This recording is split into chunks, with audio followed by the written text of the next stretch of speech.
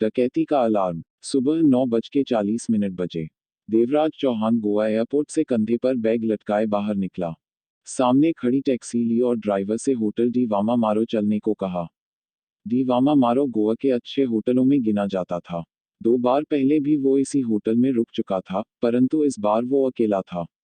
जगमोहन मुंबई में ही था और एक डकैती की प्लानिंग में व्यस्त था। उसके पास इस वक्त फिर और काम थे।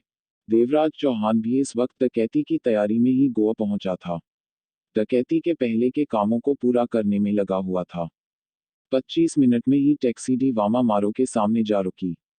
डी वामा मारो समंदर के किनारे से आधा किलोमीटर की दूरी पर मौजूद था और तीसरी चौथी मंजिल की बालकनी से दूर नजर आते समंदर को निहारा जा सकता था।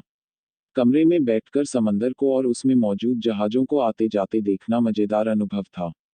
किराया देने के बाद कंधे पर बैग लटकाए देवराज चौहान ने भीतर प्रवेश किया और सीधा रिसेप्शन पर पहुंचा, जहां खूबसूरत गोवानी युवतियां मौजूद थी। एक ने मुस्कुराकर देवराज चौहान का स्वागत किया। वेलकम सर, होटल डी वामा मारो में आपका स्वागत है। Thank you ma'am. Devraj Chauhan ने बैग कंधे से उतारकर नीचे रखा। My name is Surendra Pal. मेरी बुकिंग है।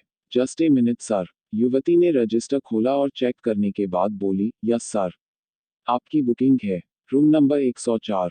इसके साथ ही युवती ने दूर खड़े पोर्टर को इशारा किया। पोर्टर तुरंत पास पहुंचा। सर का सामान रूम नंबर 104 में पहुंचा दो। उद्धरण चिन्ह। पोर्टर ने बैग उठा लिया। मेरे दोस्त मिस्टर स्मिथ वाल्टर किस रूम में ठहरे हुए हैं? देवराज चौहान ने पूछा। रिसेप्शनिस्ट ने कीबोर्ड पर नजर मारी फिर कहा, मिस्टर स्मिथ वाल्टर रात 1 बजे चेकआउट कर गए थे। 2 घंटे बाद उनकी फ्लाइट थी स्विट्जरलैंड के लिए। देवराज चौहान की आंखें सिकुड़ी। यस सर, परंतु आपके लिए एक लिफाफा छोड़ गए हैं। रिसेप्शनिस्ट युवती ने कीबोर्ड के पास से ओपन बॉक्स के खाने में रखा लिफाफा उठाकर देवराज चौहान को दिया। उस पर सुरेंद्र पाल लिखा था। थैंक्स मैम, कहकर देवराज चौहान पोर्टर के साथ लिफ्ट की तरफ बढ़ गया। कुछ ही पलों बाद पोर्टर के साथ लिफ्ट में मौजूद था। उसने लिफाफा खोला और भीतर रखे कागज को निकाला जिस पर उसके लिए कुछ लाइनें लिखी थीं।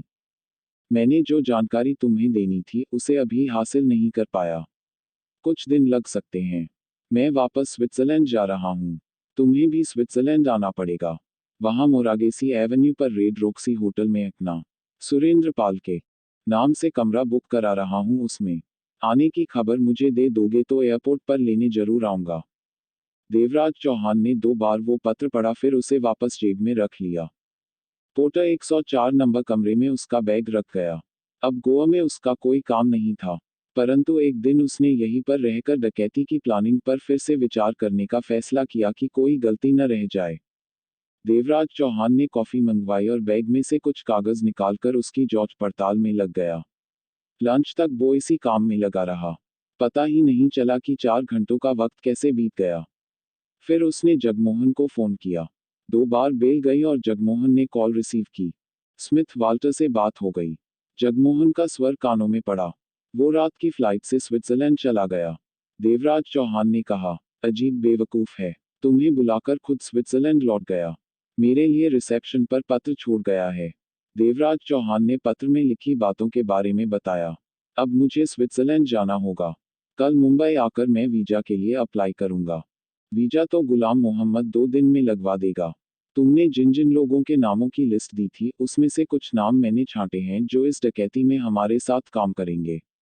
इन सब के बारे में जानकारी है मुझे कि ये लोग काम के लायक हैं।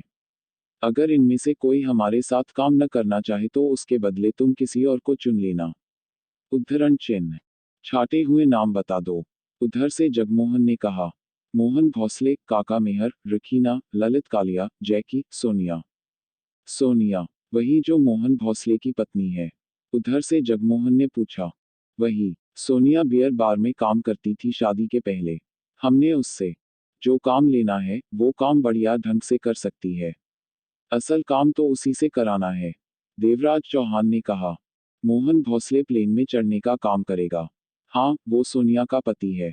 इस काम में पति पत्नी का होना जरूरी है, तभी तो एयरपोर्ट पर हंगामा खड़ा होगा। ठीक है, 3-4 दिन मैं व्यस्त हूँ। उसके बाद मैं उन लोगों से बात करनी शुरू करूंगा।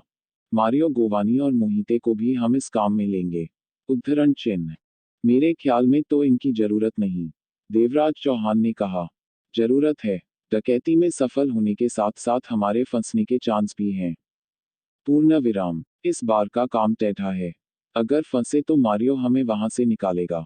मर्जी तुम्हारी। उधर से जगमोहन ने गहरी सांस ली। मैं तो सोच रहा हूँ इसी बात का पैसा मिलेगा कि अगर सब कुछ ठीक रहा तो ये दोनों बिना कुछ किए मुफ्त का पैसा ले जाएंगे। पर इस बार हमें बैकअप तैयार रखना ही होगा। देवराज चौहान बोला। रमेश गोरे को हम सेट कर चुके हैं। उसे कुछ पैसा भी दे दिया है। इसके अलावा डकैती में कोई भी और नहीं चाहिए हमें। तुम कब आ रहे हो? कल। अभी मैं होटल से निकल रहा हूँ। लंच करूंगा और प्लेन की टिकट बुक करवाऊंगा कल की। वीजा लगवाने के लिए गुलाम मोहम्मद को फोन करूंगा।